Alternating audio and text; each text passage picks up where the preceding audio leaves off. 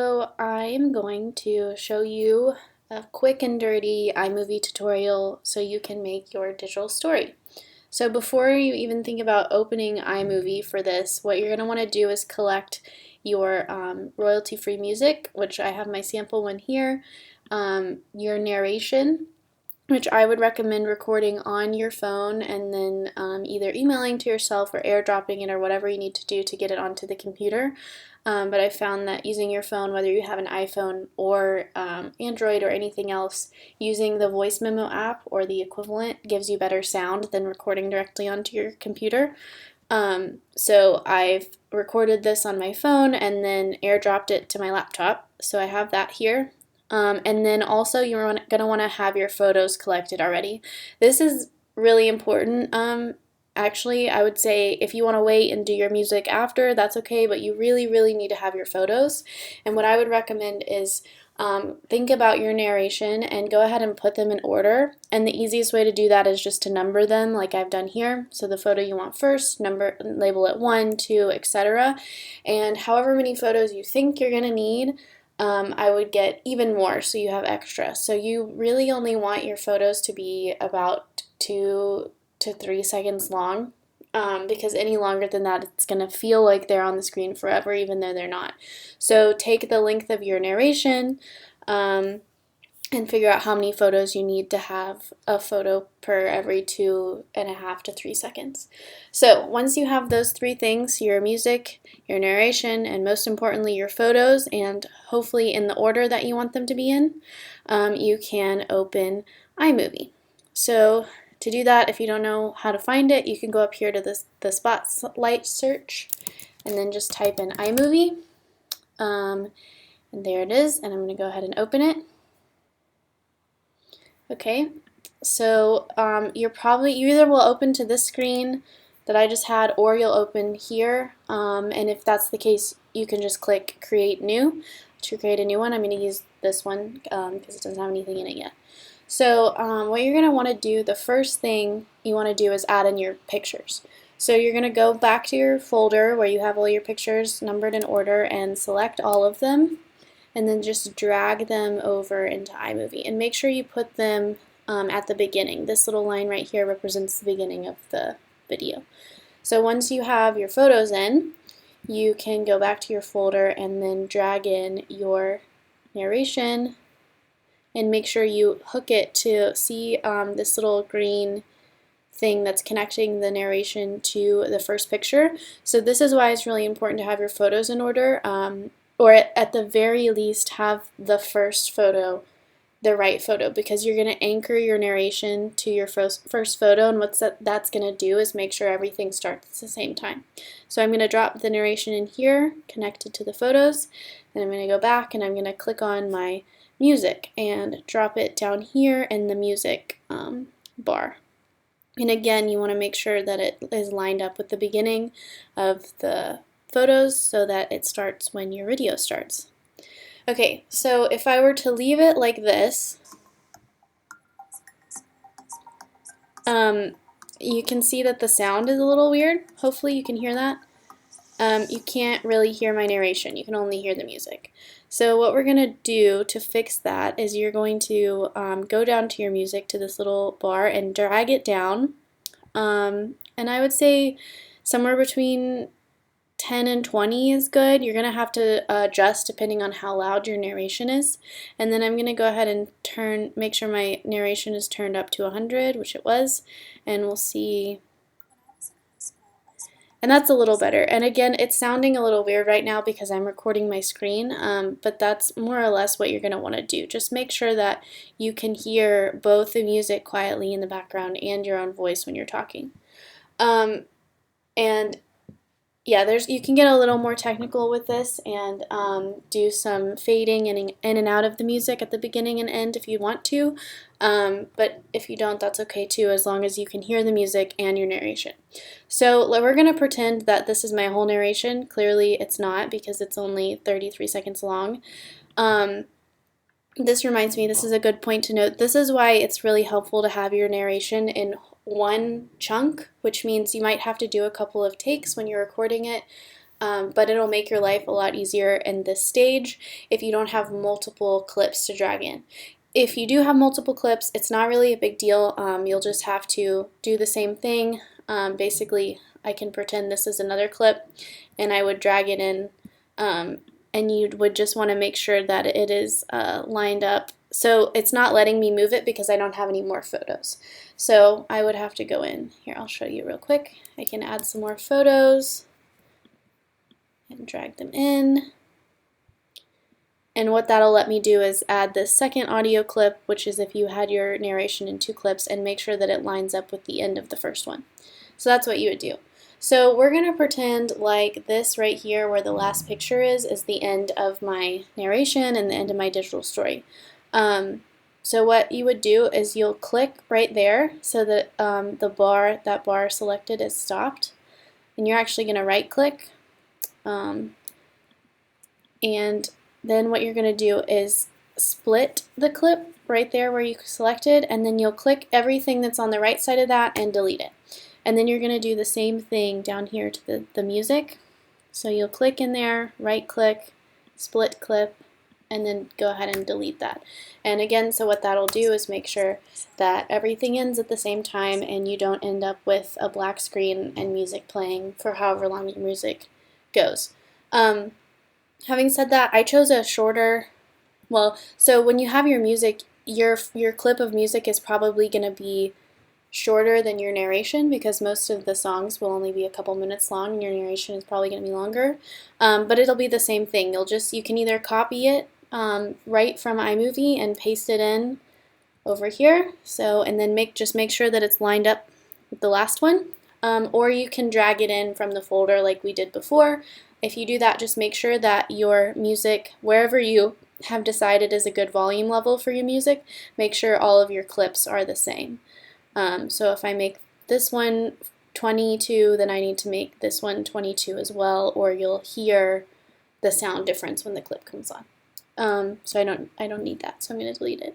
Okay, so you're basically done with your digital story if you do it this way. If you have your photos already in order, if you have your music ready and you have your narration ready to go, it's really just dragging and dropping. The only couple more things that you would need to do, I think you can leave it, however, I'm going to delete this narration and music just so that you can hear me and I can play it while I'm talking. But obviously you would not do that, you would leave it in. So for the photos, you can leave it. It's going to automatically put this little feature on it where it zooms into the photos at different points. And you can leave it how it is, and usually it's pretty good, but there might be a couple photos where the zooming is kind of awkward. And so if that happens, to fix it, all you have to do is click on the photo, and then you'll click on this little crop symbol up here. And this is the Ken Burns effect. That's what it is when it zooms. And so what you can do is it's showing you this little box that says end is where the photo is going to end up. So if I wanted the end screen of this photo to focus in on his face, I could, crop it in and move it around so that I get what I want at the end. And then if I want it to start maybe with the whole, wider with the whole photo, I could do that. And then that's all you have to do to fix any awkward zooming that you have. The other thing that you will need to do is to add in your title slide with your name. So to do that, I was over here. It automatically keeps you in media, but you'll just go over to titles, and then you can pick whichever one you think looks good. So I'll choose this one here, and I'm going to drag it and put it again. And do you see how the blue is anchoring it to the picture? So if you want it to be come up immediately, you would anchor it to the beginning, or if you want it to wait a couple seconds, you could do that.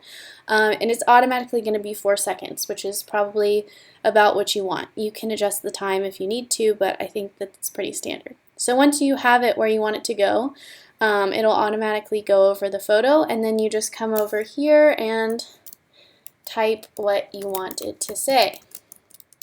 Sample story. Okay, so now while I'm looking at this, I can see that maybe white is not the best choice for this photo to make it seen. So I can click on this little color box right here, and then I can now change the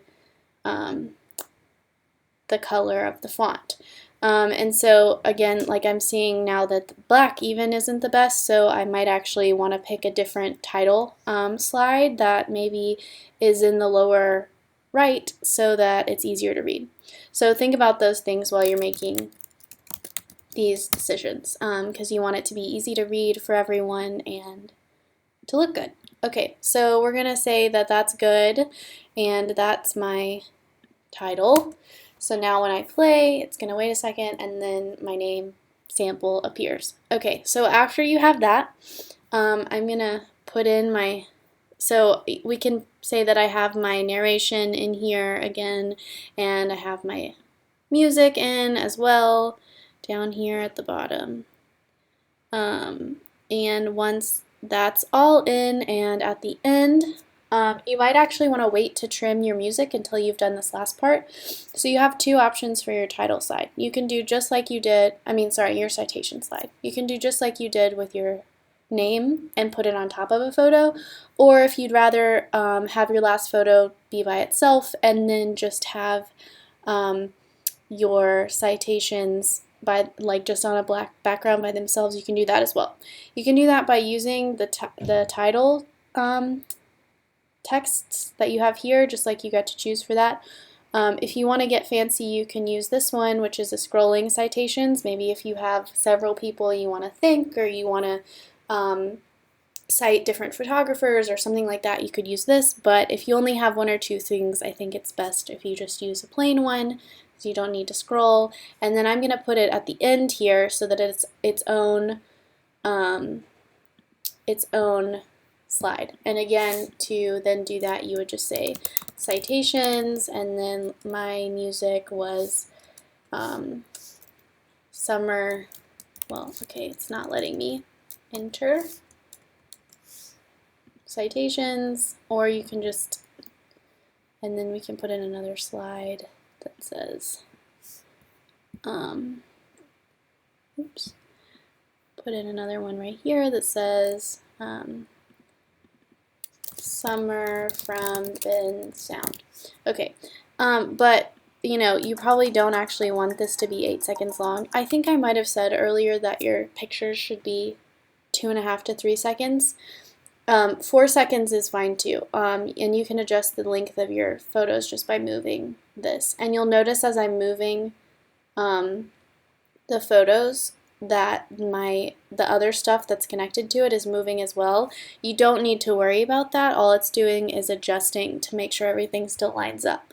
So you definitely don't want your photos going any longer than 4 seconds. 2.5 seconds might be the shortest you want, so somewhere in that range. So back to the citations, if I can get this to go. You can also, if you need to do some more detailed work on iMovie, you can use this slider to zoom in, which will probably make it a little easier for me to make this as long as I want it to be, so it's 4 seconds like everything else. Okay, but for the citations, we don't really need this citation slide to be 4 seconds long. It's pretty long, so I'm going to shorten it to 2-ish, and then I'll do this one at 2 as well, so that then it'll go pretty quickly between these. So citations and some are from Ben Sound. That's totally fine. And then I'm going to clip my music so it ends when my slide ends, or as close as I can get it. Right here, split clip, and delete the rest. So, and then I'm going to bring this volume down, and that's at 100. Okay, so that is how you would do your digital story. And so once you're done, a really good thing about iMovie is that it saves automatically. So if you get into this and it's taking you longer than you thought it would, or you have to stop for some reason, you don't need to worry, because it will automatically save in your projects. So here it is. And then even if I close, and you've seen that I did not save anything, even if I close iMovie and come back to it, my movie will be there. So once you're all done, here it is, you're going to want to share or sorry, you'll go to your movie, and then you'll go to File, and then share it as a file. And you want to make sure that you have video and audio, so we get your narration and music as well as your photos. We don't lose your photos or anything. And then you'll go next, save it as sample digital story, or for you, you would want to say your name digital story. Save it somewhere where you can find it. And then it is going to pop up right here. And this little guy is telling me how long it's going to take to export and then save it. So when this is done, it'll be on my desktop, and I can go ahead and send it to whoever is collecting the digital stories. And that is quick and dirty how to create your fast digital story. Good luck and have fun with it.